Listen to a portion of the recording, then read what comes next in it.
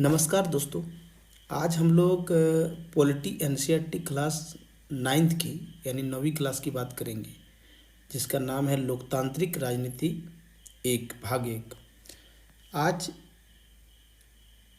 इस किताब में हम देखेंगे कि क्या क्या महत्वपूर्ण बातें हैं जो आपको याद रखना चाहिए और क्या क्या अंडरलाइन करना चाहिए और कौन सी ऐसी बातें हैं जिसको आपको नोट्स में बनाना चाहिए और पीटी में या मुख्य परीक्षा में कहाँ इम्पोर्टेंट है क्या बात, उसको मैं आपको बताऊंगा।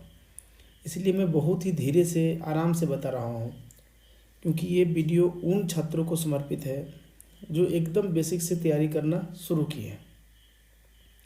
अक्सर हर प्रकार की गाइड जो मेरे करने के बाद भी देख रहा हूँ कि छात्रों को कहीं ना कहीं एनसीईआरटी के स्तर पर ही आत्मविश्वास की कमी हो जा रही है। वो एनसीईआरटी में ही लटक जा रहे हैं, उसको समझ में नहीं आ रहा है कि एनसीईआरटी को कैसे पढ़े क्या नहीं पढ़े, बहुत उलझन में पड़ जा रहे हैं।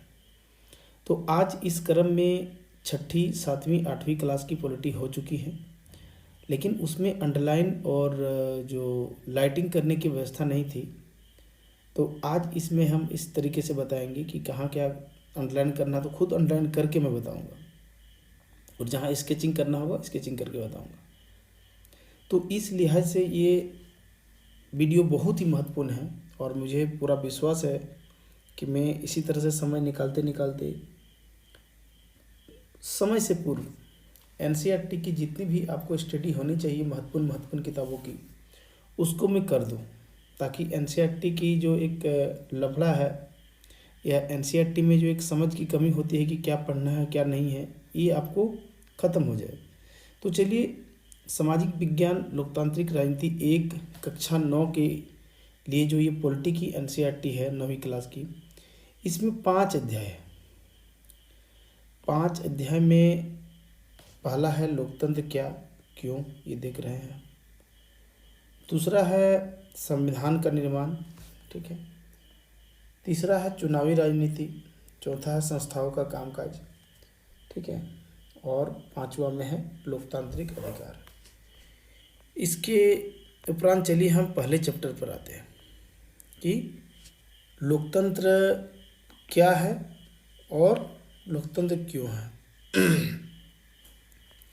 तो इसको परिचय के रूप में इसको आपको एक बार पढ़ना है, एक कहानी के रूप में समझना है। इसमें एक आपके मन में एक छवि बन जाएगी कि लोकतंत्र क्या है। इसको बड़ी ही एक चर्चा पर चर्चा के रूप में समझाया है। जैसे लोकतंत्र क्या है, देखिए इसमें परिभाषा की ज़रूरत क्यों पड़ी। इसमें देखिएगा कि आपको समझाया गया है कि जैसे कि आपको उदाहरण दे रहा हूँ। जैसे देखिए इसमें मैरी बोलती है, लिख दो मैडम क्या है रिव्या, इस तरह के जो हैं, है ना। इसमें एक आपको समझाया गया है, मतलब एक डिबेट के रूप में इसको आपको समझना है, ठीक है। उसके बाद ये सारे समझने के बाद एक चीज़ सामने आती है कि लोकतंत्र की क्या परिभाषा है, ठीक है। तो लोकतंत्र की पर एक सरल परिभाषा जो होगी, देखिए यहाँ पहले से ही दिया हुआ है कि लोकतंत्र शासन का एक ऐसा रूप है जिसमें शासकों का चुनाव लोग करते हैं। एक हम लोग और इसकी परिभाषा पढ़े हैं जो पूरे विश्व में प्रख्यात है, वो है कि लोकतंत्र जनता के लिए, जनता के द्वारा और जनता के लिए चुनी जाती है। वही लोकतंत्र की सामान्य परिभाषा है अब्राहम लिंकन के जो दिया था। ये जो अभी मैंने अंडरलाइन करके बताया है, ये बहुत ही महत्वपूर्ण है, इसको आपको याद रख लेना है। अगला आता है कि लोकतंत्र की विशेषताएं क्या है। हम बात करते हैं कि लोकतंत्र की क्या क्या विशेषताएं। तो लोकतंत्र शासन का एक रूप है जिसमें जनता शासकों का चुनाव करती है, ये तो हम जानते हैं, लेकिन शासक कौन है और चुनाव को, जो लोकतांत्रिक चुनाव किस तरह से हम कहेंगे, कौन लोग शासकों का चुनाव करते हैं, बहुत सारे बात हैं। सरकार के किस स्वरूप का हम समर्थन करें, कुछ बातें हैं जिसको आपको इसमें पढ़ना चाहिए केवल जानकारी भर के लिए, ठीक है।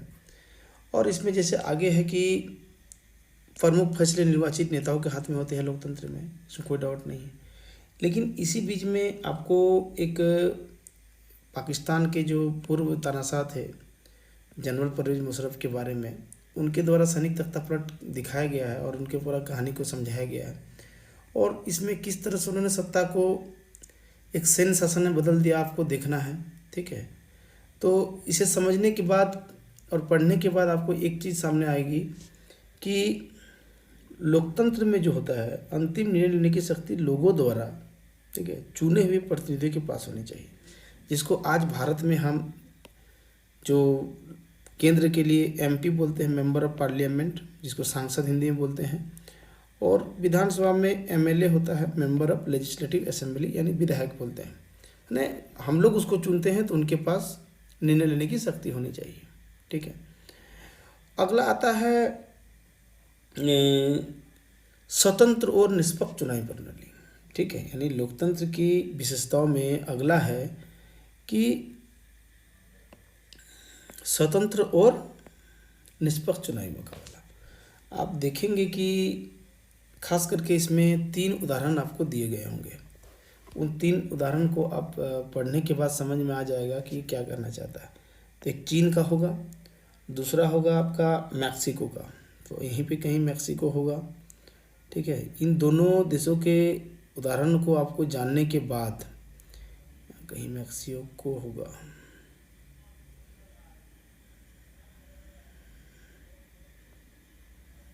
ठीक है, चीन और मैक्सिको को समझने के बाद आपको समझ में आएगा कि स्वतंत्र और निष्पक्ष चुनावी मुकाबला क्या होती है या प्रणाली क्या होती है, इसको समझना है।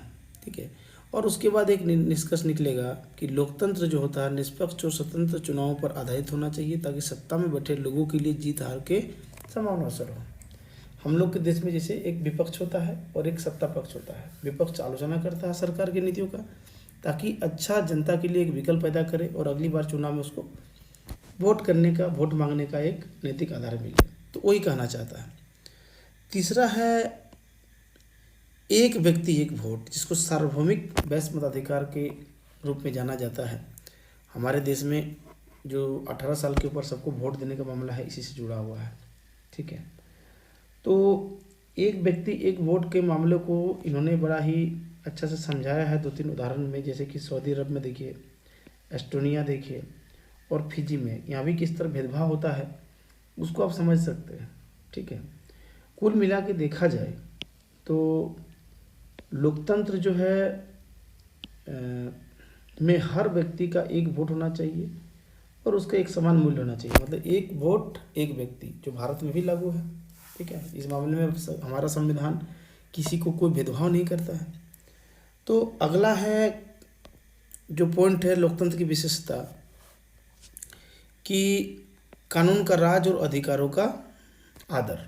मतलब जो भी होगा, सरकार जो चलेगी वो संविधान के तहत चलेगी, रूल ऑफ लॉ से चलेगी, और उसमें कुछ लोगों के अधिकार होंगे, नागरिक के, जैसे हम लोग का मौलिक अधिकार है, उसका वो सम्मान करेगा, यानी उनका आदर करेगा। इसमें एक बड़ा अच्छा उदाहरण दिया है जिम्बाब्वे में।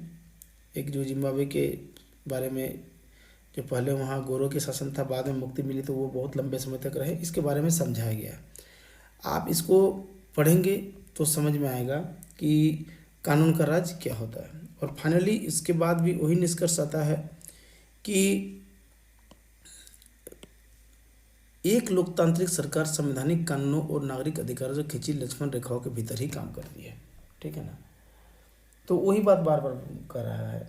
यानी कुल मिला के यदि कहा जाए तो लोकतंत्र की 4 मुख्य विशेषताएं हैं कि प्रमुख फैसले चुने हुए नेता करते हैं, दूसरा स्वतंत्र और निष्पक्ष चुनावी मुकाबला होना चाहिए, तीसरा है कि एक व्यक्ति एक वोट होना चाहिए, चौथा है कि कानून का राज और अधिकारों का आदर होना चाहिए। तो ये चारों पॉइंट आपको एक कॉपी में कहीं लिख लेना चाहिए कि लोकतंत्र की विशेषताएं क्या है। ठीक है, ये आपको कभी भी मुख्य परीक्षा लिखने में इसमें आपका काम आएगा। ध्यान रहे कि ये जो अभी तक हमने पढ़ा है पहला चैप्टर में, ये प्योरली मेंस के काम में आएगा। इसमें पीटी का कोई खास रोल नहीं है, या नहीं पूछेगा या नहीं पूछा जाता है। ठीक है, अब अगला आता है कि लोकतंत्र ही क्यों। तो इसमें लोकतंत्र के गुणों पर चर्चा है। इसमें भी उसी प्रकार से आपका दिया गया है, जैसे कि यालंदा, येनी वगैरह है ना, रिबियांग, इसमें एक डिबेट के रूप में दिखाया गया है। तो इसके पीछे दो चीज़ आता है कि लोकतंत्र के पक्ष और विपक्ष में तर्क सामने आता है। तो ये बहुत ही महत्वपूर्ण है, आपको ये जानना चाहिए कि लोकतंत्र के पक्ष में क्या तर्क है और उसके विपक्ष में क्या तर्क है। तो आपको ये पॉइंट वाइज दिया है और इन्हीं पॉइंट सबको आपको याद करना है, ठीक है। जैसे कि ये पॉइंट आपको यहाँ से यहाँ तक दिए हुए हैं, ये आपके लिए महत्वपूर्ण होगा। आपको मैं दिखाता हूँ कि ये आपके जो यहाँ से दिया हुआ है, ये जो है आपके लिए, ये सारे पॉइंट को एक कॉपी में कहीं नोट कर लीजिए कि लोकतंत्र के खिलाफ क्या क्या तर्क है, ठीक है। ये बेहद इंपॉर्टेंट है आपको मुख्य परीक्षा के लिए, यूपीएससी में या जेपीएससी में हर जगह एक महत्वपूर्ण भूमिका आपको ये पॉइंट निभाएगा। यानी लोकतंत्र के खिलाफ क्या तर्क है, लोकतंत्र क्यों नहीं होना चाहिए, बहुत तरीके से यहाँ प्रश्न पूछ सकता है, आप केवल मुख्य परीक्षा में ध्यान रखना, ठीक है। तो ये आपको नोट कर लेना चाहिए।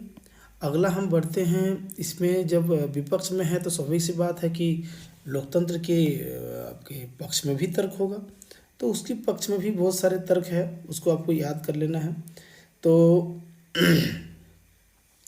उसमें जैसे कि एक है कि लोकतांत्रिक शासन पद्धति दूसरों से बेहतर है क्योंकि शासन का अधिक जवाबदेह रूप है, इसमें कोई शक नहीं है ना।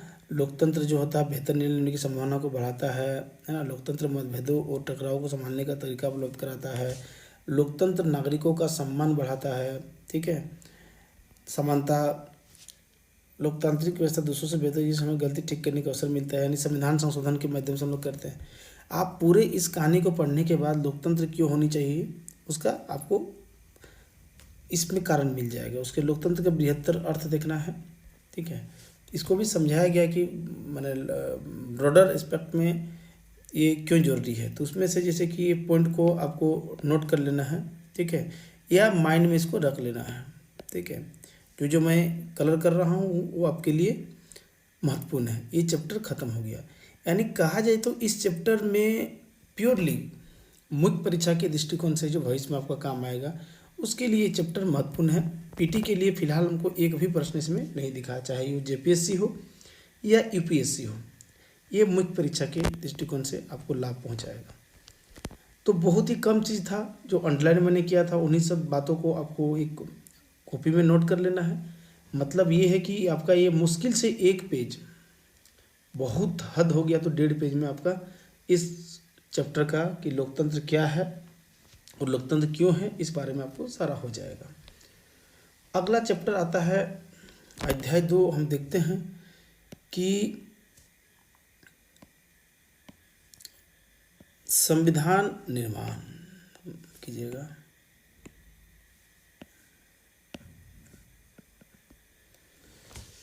तो संविधान निर्माण में हम देखेंगे कि संविधान क्यों होना चाहिए, ठीक है ना, और भारतीय संविधान का निर्माण कैसे हुआ, इन्हीं बातों पर आपका इसमें ये किया गया है, जिक्र किया गया है। इसमें एक आपको बहुत अच्छा कहानी दिया गया है कि दक्षिण अफ्रीका में लोकतांत्रिक संविधान कैसे बना, और नेल्सन मंडेला हैं जो भारत ने भी भारत रत्न इनको दिया था, इनके बारे में एक कहानी छोटी सी दी गई है। ये आपको पढ़ करके खास करके इतिहास विषय के लिए बहुत लाभ पहुंचाएगा, ठीक है। और उन्होंने रंगभेद के खिलाफ कैसे संघर्ष किया, बहुत बेहतरीन तरीके से इसमें दिया हुआ है, ठीक है। इसको एक समझ विकसित करने के लिए और इतिहास में भी आपको लाभ होगा, इसीलिए भी आपको इसको पढ़ना चाहिए, बहुत इंपॉर्टेंट चीज़ है। क्योंकि खास करके इतिहास तो आपको पढ़ना ही है मुख्य परीक्षा यूपीएससी के लिए या जेपीएससी के लिए भी पढ़ते हैं। तो इसे नेल्सन मंडेला का संघर्ष, खास करके रंगभेद के खिलाफ संघर्ष को आपको बड़ा ही आसान भाषा में लिखा गया है। इसको एक बार पढ़ लेना है अपनी समझ विकसित करने के लिए। ध्यान रहे पॉलिटी में इस जगह से सीधे प्रश्न की कोई गुंजाइश नहीं है। तो हम आगे चलते हैं कि अफ्रीकी संविधान में कैसे बना, वो हम पढ़ने के बाद अगला देखेंगे कि हमें संविधान की ज़रूरत क्यों है, ठीक है। तो ये ऑलरेडी हमने डिस्कस कर चुके हैं, मुझे लगता है कि पिछले एनसीईआरटी में हम लोगों ने डिस्कस कर लिया है। जैसे कि उदाहरण जैसे मैं आपको दिखा रहा हूँ, जैसे कि ये हमें क्यों जरूरी है। तो जैसे कि पहला है, देखिए यहाँ पे विभिन्न तरह के लोगों के बीच भरोसा 100% करता। दूसरा, तीसरा, ये पॉइंट आपको नोट करना है। चौथा, ठीक है, मतलब कुल मिला के कहा जाए कि संविधान क्यों चाहिए, तो ये 4 पॉइंट आपको याद कर लेना है, ठीक है। और ध्यान रहे कि एक बार प्रश्न भी आया है यूपीएससी में, ठीक है। तो ये चारों पॉइंट आपको कि संविधान क्यों चाहिए नोट कर लेना है कॉपी में। अगला हम आते हैं इसमें भारतीय संविधान का निर्माण, ठीक है ना।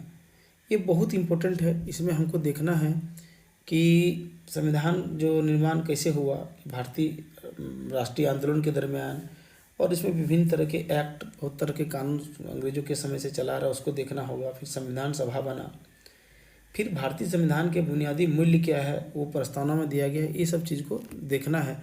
ये आगे की भी किताब में हम लोग पढ़ेंगे, ठीक है।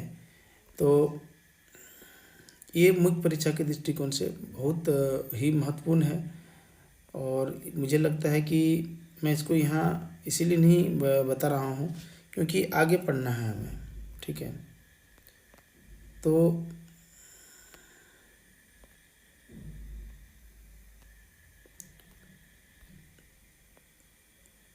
इसे एक बार पढ़ लेना है अपने ज्ञान के लिए। उसके बाद देखते हैं कि भारतीय संविधान के बुनियादी मूल्य। तो पहले क्या है इसमें, जैसे कि इसमें सपने और कुछ वायदे हैं इस संविधान में, ठीक है। और उसमें कुछ भाषण वगैरह दिया गया है हमारे महान नेताओं के, उसको देखना है। संविधान का दर्शन दिया गया है, ठीक है। ध्यान रहे कि भारतीय संविधान का दर्शन ऑलरेडी प्रश्न पूछ चुका है यूपीएससी के मुख्य परीक्षा में, ठीक है। तो ध्यान रहे कि भारतीय संविधान का जो दर्शन है वो जो प्रस्तावना में जो दिया गया है वही एक्चुअली है। तो अगली बात हम देखते हैं, ये देखिए संविधान का जो प्रस्तावना है, जिसको आप ठीक से यदि पढ़ लेते हैं, ठीक है, तो आप यकीन मानिए, ये देखिए इसमें हम भारत के लोग, समाजवादी, है ना, प्रभुत्व संपन्न से जो दिया हुआ है, इसको आप यदि पढ़ते हैं तो यकीन मानिए पीटी और मुख्य परीक्षा हमेशा यहाँ से प्रश्न आता है, चाहे पीटी में हो, यूपीएससी में और जेपीएससी में, किसी भी परीक्षा में। इस चीज़ को आपको बढ़िया से याद कर लेना है कि हम भारत के लोग का क्या मतलब होता है, समाजवादी का मतलब क्या होता है, इसका क्रम क्या है। जैसे हम भारत के लोग, जैसे यहाँ देखिए, यहाँ पे आप यदि ध्यान से देखेंगे कि हम भारत के लोग, ये जो भाषा प्रभुत्व संपन्न, समाजवादी, पंथनिरपेक्ष, लोकतंत्र, गणराज्य, ये किस क्रम में है, ठीक है ना। न्याय, ठीक है, स्वतंत्रता, समता, ये सब जो है, अखंडता या कौन है नहीं है, हमेशा हर साल यूपीएससी अपने प्रीलिम्स के एग्ज़ाम में प्रश्न पूछती है, और मुख्य परीक्षा में भी इन सारे टर्मिनोलॉजी से प्रश्न पूछता है। हालांकि ये आपको लक्ष्मीकांत का जब बुक पढ़ेंगे या आगे की कक्षाओं पढ़ेंगे तो निश्चित रूप से मिलेगा, इसीलिए यहाँ एक बार पढ़ करके निकल जाना है, घबराना नहीं है, इसमें बहुत कुछ नहीं छूटेगा, तो इसको पढ़ लेना है। फिर संविधान जो है हमारा, उनमें संस्थाओं का स्वरूप दिया गया है, जैसे कि संविधान संशोधन कैसे होगा, ठीक है, और बहुत सारी बातें इसमें नहीं दी गई है, तो इसको एक बार फिर भी पढ़ लेना है। और इसके साथ ही ये भी चैप्टर कुछ खास नहीं था, समाप्त हो गया, ठीक है। अगला हम अध्याय 3 देखेंगे कि चुनावी राजनीति, ठीक है। ये देखिए, तो अब चुनावी राजनीति की बात करते हैं हम लोग अध्याय 3 में। तो इसमें चुनाव क्यों होनी चाहिए, ठीक है। जैसे देखिए यहाँ पे कि चुनाव क्यों हो, ठीक है, चुनाव का लोकतांत्रिकरण फिर आगे पढ़ेंगे, और राजनीतिक पार्टियों की जो प्रतिद्वंद्विता है किस प्रकार से होती है, भारतीय चुनाव की राजनीतिक प्रणाली क्या है, ये सब चीज़ में हम देखेंगे। यानी चुनावी राजनीति ये इम्पोर्टेंट है, ठीक है। चुनाव क्यों हो ये आप अच्छी तरह समझ रहे हैं, इसे पूरा एक कहानी के रूप में एक बार पढ़ना है। चुनाव की ज़रूरत क्यों है आप समझ सकते हैं, क्यों ज़रूरत है। तो ये भी कोई खास इम्पोर्टेंट नहीं है, केवल समझ विकसित करने के लिए है। तो आपको जरूर जान जाना है, ठीक है ना। जैसे यहाँ देखिए, चुनाव को लोकतांत्रिक मानने का आधार क्या है, कैसे माने डेमोक्रेटिक, तो ये कि वोट के द्वारा, है ना। उसमें दिया भी हुआ है, उसके 5 कारण दिया हुआ है, और ये पांचों कारण जो है ना कि चुनाव को लोकतांत्रिक मानने के आधार क्या है। तो आपको ये 5 जो चीज़ें हैं, इसको आपको कॉपी में नोट कर लेना चाहिए। आप ये देख सकते हैं यहाँ से, ये 5वां चीज़, ठीक है ना। स्वतंत्र, ये आपको मुख्य परीक्षा के लिए यूपीएससी हो या किसी एग्जाम में आपको काम आएगी। ये पॉइंट आपको नोट कर लेना है, ध्यान रहे ये भी मुख्य परीक्षा के लिए है। हो सकता है पीटी में पूछे, तो ऐसे भी आप यदि इसको नोट करेंगे तो आपको याद हो जाएगा। फिर अगला पूछ रहा है कि क्या राजनीतिक प्रतिद्वंद्विता अच्छी चीज़ है? बिल्कुल, क्यों नहीं होनी चाहिए। एक विकास के लिए यदि राजनीतिक प्रतिद्वंद्विता होती है कि हम अच्छा विकास करेंगे, हम ये लाएंगे, हम वो लाएंगे, हम जनता के लिए अच्छा करेंगे, तो डेफिनेटली अच्छा होता है। तो इसको ठीक से एक बार पढ़ लेना है, एक नॉलेज विकसित करने के लिए। फिर अगला है कि चुनाव की हमारी जो प्रणाली है क्या है, ठीक है। तो हम लोग उसको जानते हैं कि एक चुनाव क्षेत्र होता है। लोकसभा के लिए हम लोग बोलते हैं मेंबर ऑफ पार्लियामेंट, जिसमें चुना जाता है, ठीक है ना। उसके बाद एमएलए होता है विधानसभा। तो लोकसभा और विधानसभा के लिए चुनाव होता है। तो आप जानते हैं, यहाँ कुछ फैक्ट दिया गया है कि सबसे बड़ा चुनावी क्षेत्र कौन है। एक बार यूपीएससी के प्रीलिम्स से पूछा था कि भारत में सबसे बड़ा जो लोकसभा क्षेत्र कौन है, तो लद्दाख था, उसमें जम्मू एंड कश्मीर का हिस्सा था। तो ये आपको कुछ चित्र दिया गया है, आप उसे देख लें, ठीक है। उसके बाद इसमें आता है आपका, जैसे निर्वाचन क्षेत्र आता है, तो उसी पर मैं बात कर रहा था अभी कि एक लोकसभा हो या विधानसभा के लिए, उसमें बांटा होता है क्षेत्र। आरक्षित निर्वाचन क्षेत्र भी होता है, जो एससी और एसटी के लिए सुरक्षित की गई है सीटें, ठीक है। उसके बाद आपका चुनावी राजनीति में और क्या चीज़ें आती है। पहला तो हो गया कि चुनाव क्षेत्र होता है, उसमें रिजर्व क्षेत्र होता है। अगला होगा आपका मतदाता सूची, ठीक है। उसमें अगला मतदाता सूची देखिए यहाँ पे है, तो इसमें भी कोई दिक्कत नहीं है। मतदाता सूची के बारे में आपको जाना है कि क्या चीज़ होता है। आप लोग भी मतदाता सूची में आप लोग का नाम होगा, उसी से आधार पर आप वोट भी देते हैं। उसके बाद होता है कि मतदाता से उम्मीदवारों का नामांकन होता है। इस बात को भी, प्रक्रिया को आप समझ रहे हैं। उसके बाद सुप्रीम कोर्ट के गाइडलाइंस के अनुसार शैक्षणिक योग्यताओं को दिखाना जरूरी होता है, ठीक है। ये देखिए, उम्मीदवारों की शैक्षणिक योग्यता देखिए, यदि वो घोषणा करना अब जरूरी हो गया है, ठीक है। मतलब ये आवश्यक नहीं है कि आपकी शैक्षणिक योग्यता इतनी होनी चाहिए तभी आप चुनाव में शामिल होंगे, लेकिन आपकी जो डिग्री है उसको बताना चाहिए, वो सही से आपको मेंशन करना चाहिए। उसके बाद है चुनाव प्रचार और अभियान। इसके बाद चुनाव अभियान हो गया। फिर उसके बाद आपका आचार संहिता और मतदान और मतगणना की बात होगी, ठीक है। चुनाव अभियान का मतलब हर पार्टी जो अपना कोई मैनिफेस्टो लेकर के जो चुनावी वायदे करती है, ठीक है, उस दृष्टिकोण से है ना।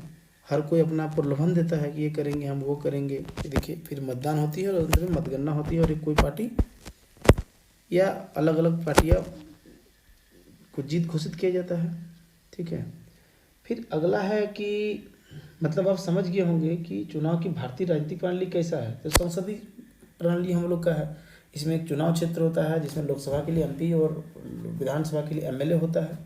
फिर उसमें रिजर्व क्षेत्र भी होता है कुछ एससी एसटी के लिए। फिर मतदाता सूची होता है, उम्मीदवारों का नामांकन होता है, उम्मीदवारों की शैक्षणिक योग्यताएं घोषित की जाती है। फिर चुनाव प्रचार और अभियान होता है, जो विभिन्न दल अपने अपने चुनाव स्टार प्रचारक के माध्यम से करते हैं। फिर चुनाव के लिए आचार संहिता चुनाव आयोग जारी करती है। फिर मतदान होती है, और उसके बाद मतगणना होने के बाद कोई ना कोई पार्टी को जीत घोषित कर दिया जाता है। उसके बाद वो सरकार बनाती है। किसी को पूर्ण बहुमत नहीं आती है तो वो गठबंधन के आधार पर सरकार चलाते हैं। ये है भारतीय चुनाव प्रणाली, ठीक है। तो भारत में चुनाव लोकतांत्रिक क्यों लोकतांत्रिक है, तो इसमें कोई शक नहीं है कि हम लोग का जो भारत में जो चुनाव लोकतांत्रिक है, लेकिन इसमें भी कई तरह की चीज़ें और बातें आती है। चुनाव सुधार के लिए भी हमेशा आवाज़ उठते रही है, तो उन चीज़ को जानना है। ठीक है। इसके बाद इसी में दिया हुआ है कि चुनाव आयोग को भारतीय निर्वाचन अधिकार प्राप्त होंगे, उसमें ये दिया हुआ कुछ बातें, हालांकि अभी लक्ष्मीकांत वगैरह में ये सारे रिपीट हो जाएंगे। ठीक है ना। तो ये कोई बहुत छूटने वाला चीज़ नहीं है।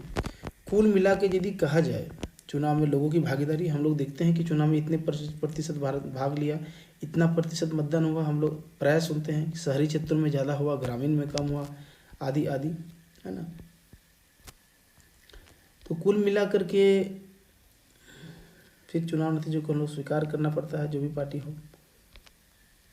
ये स्वतंत्र निष्पक्ष बनने की चुनौतियाँ क्या है, इसको भी देखना है। मतलब कि कुल मिला करके इस चैप्टर में यदि हम देखेंगे तो चुनाव आयोग के बारे में भी थोड़ा दिया हुआ है।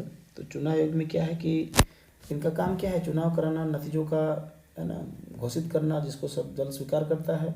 स्वतंत्र और निष्पक्ष चुनाव की चुनौतियाँ तो होती है, इसमें धांधली होता है, बूथ लूटना, आचार संहिता का उल्लंघन, कई चीज़ों की इस तरह की बातें होती है। तो आप तो इस बात को जानते होंगे। तो चुनाव आयोग का तो फिर आगे भी आपको पढ़ना है और एक महत्वपूर्ण टॉपिक है। अब हम लोग आते हैं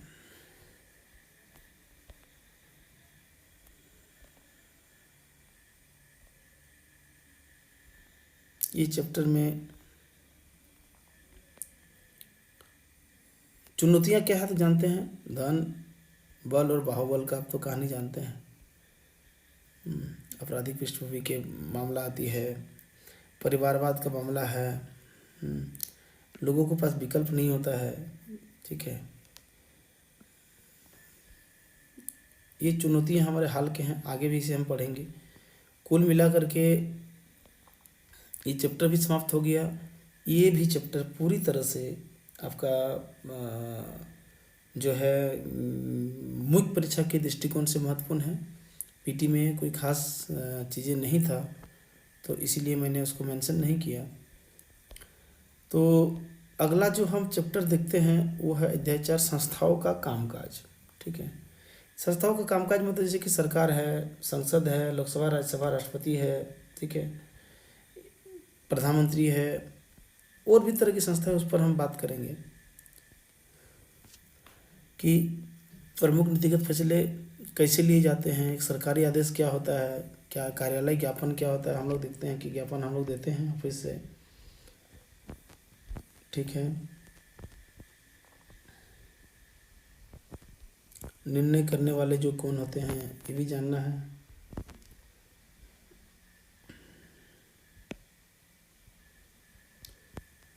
राष्ट्रपति, प्रधानमंत्री, राष्ट्रपति पूरा राष्ट्राध्यक्ष होता है, प्रधानमंत्री सरकार का प्रमुख होता है। बात को आप जानते होंगे कि प्रधानमंत्री की सिफारिश पर मंत्रियों की नियुक्ति होती है। संसद में राष्ट्रपति और 2 सदन होते हैं, यानी जो संसद जो होता है राष्ट्रपति प्लस लोकसभा प्लस राज्यसभा से मिलकर होते हैं। आगे भी इसे पढ़ेंगे। प्रधानमंत्री जो होता है वो लोकसभा के सदस्यों के बहुमत का नेता होता है, उसका समर्थन जरूरी होता है तभी वो बन सकता है। इसमें कुछ 1977 का घटनाक्रम है, ओबीसी आरक्षण, माफ कीजिएगा, SC/ST के सीटों का आरक्षण की बात इसमें है। मंडल रिपोर्ट की बात है।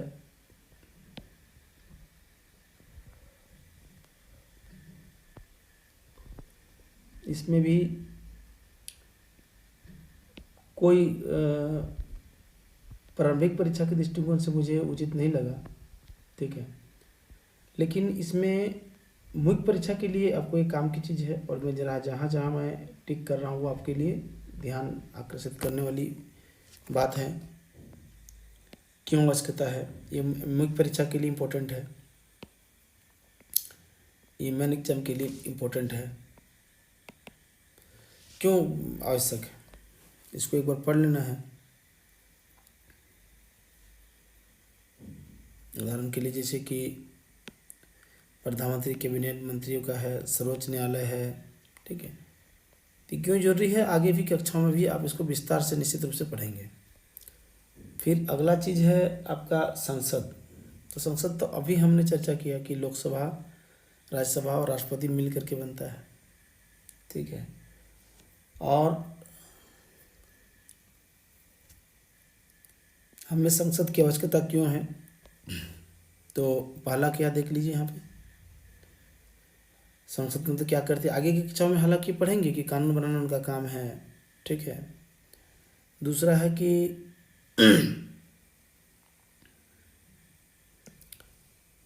संसद ही पूरे देश पर जो विभिन्न प्रकार के जो नियंत्रित करने वाले या सरकार चलाने वालों को संसद ही नियंत्रण करता है, मतलब संसद का पूरे सरकार पर नियंत्रण होता है, ठीक है, और सरकार के का प्रदेश पर नियंत्रण होता है।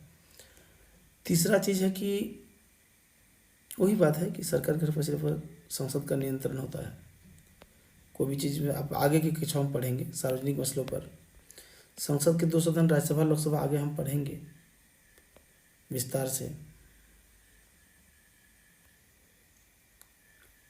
इसमें कोई खास नहीं है। ये महत्वपूर्ण है मेंस के लिए, और यूपीएससी हो या पीसीएस का एग्जाम। यकीन मानिए कि लोकसभा बनाम राज्यसभा यानी लोग दोनों में अंतर क्या है, कौन ज़्यादा प्रभावशाली है, क्या नहीं है, क्या अपर हाउस क्यों कहते हैं, लोअर हाउस क्यों कहते हैं, कुल मिला के इस जगह भी आप ठीक से इसको पढ़ लेते हैं तो मुख्य परीक्षा के लिए केवल यहीं आपकी तैयारी हो जाएगी, और आगे की कक्षाओं में भी यदि नहीं पढ़े तो काम चल जाएगा। लेकिन मेरा विश्वास है कि यहाँ पे आप यदि इसे नोट कर लेते हैं तो आपको आगे की कक्षा में बहुत ही काम का आएगा, है ना, कि लोकसभा सर्वोच्च क्यों होता है, ठीक है, राज्यसभा किस परिस्थिति में महत्वपूर्ण होता है ना। तो इसको देखना है कि कोई भी कानून बनाने की करने के लिए तो दोनों की सदनों की जरूरत पड़ता है, लेकिन कई मामलों में लोकसभा को प्राथमिकता हासिल हो जाती है, जैसे कि धन विधेयक के मामले में या किसी प्रकार के वित्त या फाइनेंस की बात हो तो लोकसभा महत्वपूर्ण होता है, ठीक है। लोकसभा मंत्रिपरिषद को नियंत्रित करती है, यानी सरकार को नियंत्रित करती है।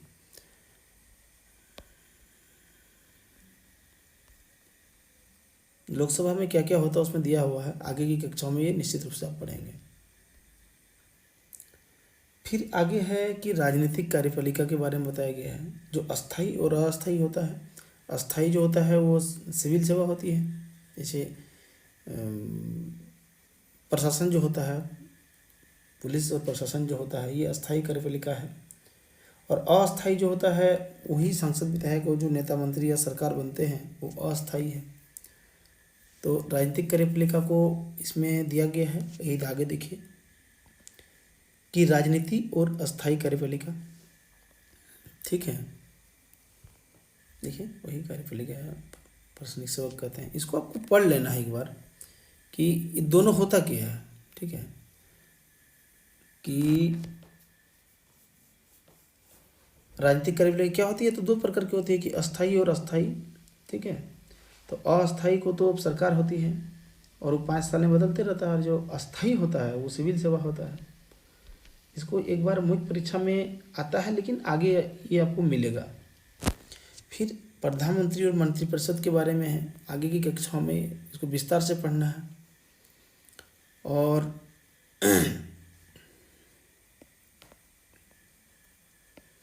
मंत्रिमंडल मतलब जो मंत्रिपरिषद होता है उसमें कई प्रकार के मंत्री उसके बारे में दिया गया है। आगे की कक्षाओं में मेरे पास नोट्स भी है, मैं बताऊंगा। तो इसको एक बार देख लेना है कि कैबिनेट मंत्री क्या है, स्वतंत्र प्रभार वाला राज्य मंत्री क्या है, और राज्य मंत्री क्या होता है, और एक उप मंत्री भी होता है, इसमें नहीं दिया है, उसको भी आगे आपको पढ़ना है। प्रधानमंत्री के क्या अधिकार है, तो आगे की कक्षाओं के मुख्य विषय है। राष्ट्रपति के बारे में थोड़ा दिया गया, इसको पढ़ लेना है। गठबंधन सरकार के बारे में हिंट दिया गया है, इसको देख लेना है।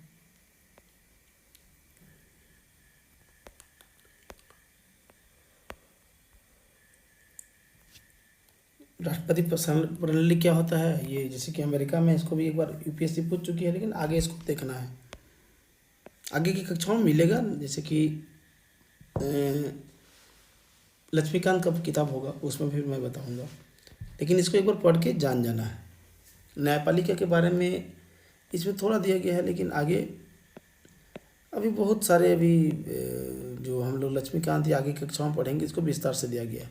मैं सिर्फ इतना बताने की कोशिश कर रहा हूँ कि जो एनसीईआरटी की किताब है, इसमें क्या ऐसा कुछ महत्वपूर्ण है जिसको आपको छोड़ के नहीं जाना चाहिए, या छोड़ देना आपके लिए मुसीबत हो सकती है। तो उन्हीं चीज़ों को मैं, ठीक है, इसमें इंडिकेट कर रहा हूँ, ठीक है। तो इसमें देखिए जैसे दिया हुआ है कि किस प्रकार के विवाद की सुनवाई कर सकता है न्यायालय। तो देश के नागरिकों के बीच, ठीक है ना, नागरिक और सरकार के बीच, दो या दो से अधिक राज्यों के बीच, है ना, या सरकारों के बीच, केंद्र और राज्य सरकार के बीच, इस तरह की।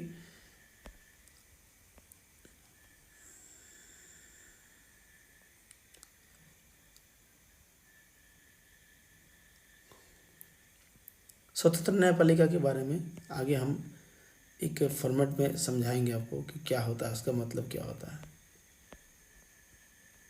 इसमें कुछ चीज़ें दी गई है, उसको भी ठीक से नोट कर लेना है। तो इस प्रकार से इस चैप्टर में भी एक जानकारी के लिहाज से आपको जानना जरूरी है।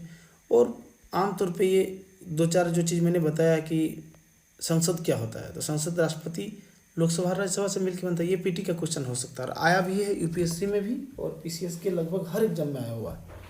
तो कुछ खास नहीं है, आगे भी रिपीट हो जाएगा। इसमें कोई ऐसी बात नहीं है जिसको आपको पढ़ लेने से एक खतरे की कुछ घंटी हो सके।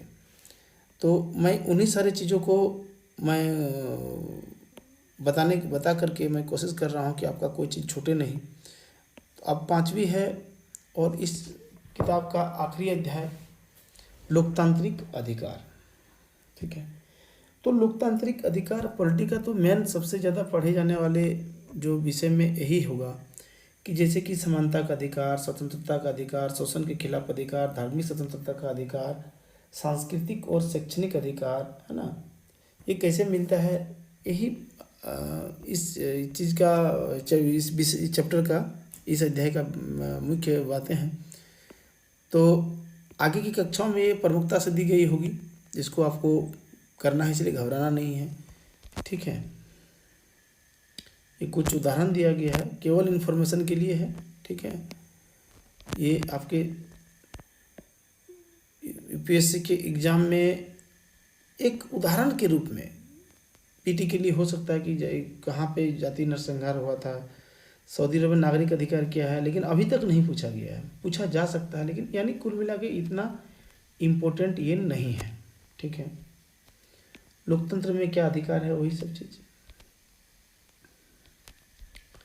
ये अधिकारी क्या है, राइट्स इशू क्या है, यूपीएससी ने सिलेबस में भी शामिल किया है कि अधिकार किसी व्यक्ति, अपने लोगों, अपने समाज और अपनी सरकार से दावा है। हम खुशी से, बिना डर भय और अपने भय के बिना जीना चाहते हैं, ठीक है ना। इसके लिए हम दूसरों से ऐसे व्यवहार की अपेक्षा करते हैं जिसमें हमें कोई नुकसान ना हो, कोई कष्ट ना हो। इसी प्रकार हमारे व्यवहार से भी किसी को नुकसान नहीं होना चाहिए, कोई कष्ट नहीं होना चाहिए। इसलिए अधिकार तभी संभव है जब आपका अपने बारे में किया हुआ दावा दूसरे पर भी समान रूप से लागू हो, ठीक है। तो ये राइट्स इशू है, कोई अभी तक प्रश्न नहीं आया है, ठीक है ना। यानी कुल मिला के देखिए लास्ट में लिखा है कि अधिकार लोगों के तार्किक दावे हैं, इन्हें समाज में स्वीकृति और अदालतों द्वारा मान्यता मिली होती है। और लोकतंत्र में अधिकारों की क्या जरूरत है, आप समझ सकते हैं क्यों जरूरत है। आपके पूरे जीवन के मूलभूत विकास के लिए ये जरूरी है, होता है। भारतीय संविधान में अधिकार जो दिया गया है, क्यों जरूरत है ये तो जान रहे हैं, लेकिन भारतीय संविधान में जो मैंने अभी बताया आपको कि समानता का अधिकार आर्टिकल 14 से 18, ठीक है, अनुच्छेद 14 से 18 तक के बीच में दिया गया है, ठीक है। इसे एक फ्रेम में देखिए यहाँ दिया हुआ है, बड़े ही खूबसूरत ढंग से। इस फ्रेम को याद कर लेना है, इस सर्किल में जो दिया हुआ है कि समानता का अधिकार, ये अनुच्छेद 14 से 18 तक दिया गया है। उसके बाद स्वतंत्रता का अधिकार 19 से 22 होगा, मुझे पूरा जहाँ तक याद है। ये शोषण के खिलाफ अधिकार 23-24 अनुच्छेद, 25 से 28, 29, 30, 30, इस तरह कर गया है। तो ये आपके संविधान में जो आपको लोकतांत्रिक अधिकार मिला हुआ है, ये दिया गया है। आगे की कक्षाओं में इसको विस्तार से पढ़ना है ना। स्वतंत्रता का अधिकार जैसे देखिए,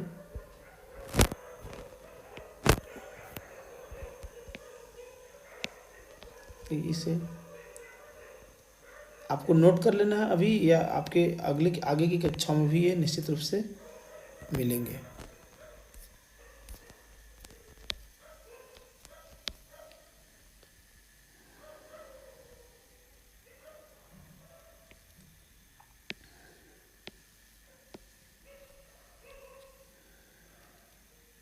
कुल मिला के ये छूटने वाला नहीं है, यानी कुल मिला के जो बहुत इम्पोर्टेंट होगा मैं उसको आपको हिंट कर दूंगा, ठीक है, कि इसको करना है। यानी कुल मिला के इस चैप्टर को पढ़े एक बार यदि आप सिर्फ समझ विकसित करने के लिए पढ़ लेते हैं तो आपके लिए आगे की कक्षाओं में ये वरदान साबित होगा।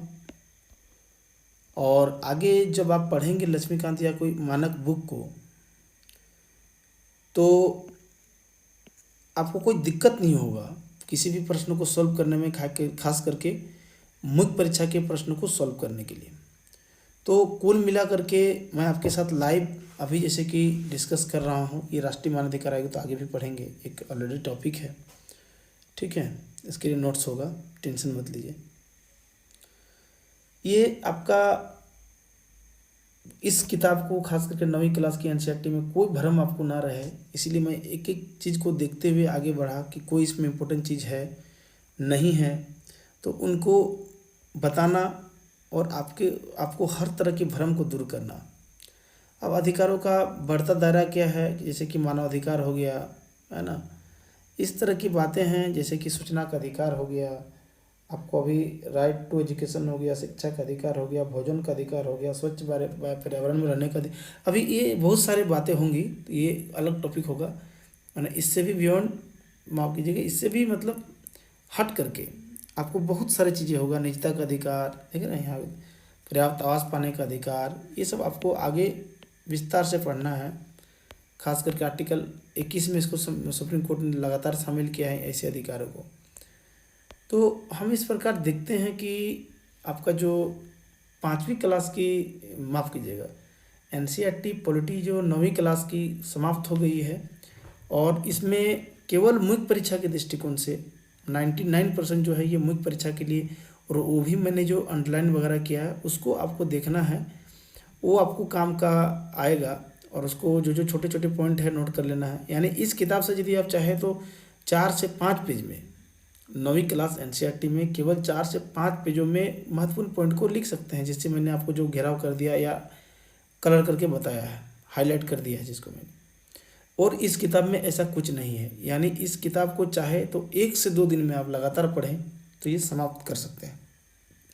मैं यदि इसे पढ़ूंगा तो मैं निश्चित रूप से सुबह से यदि मैं बैठूंगा 6 बजे सुबह, तो मैं रात तक इसे ख़त्म कर दूंगा, बीच में खाना पीना शामिल रहे, यानी 10 से 12 घंटे की स्टडी में आपको 9वीं क्लास की एनसीईआरटी समाप्त हो जाएगा।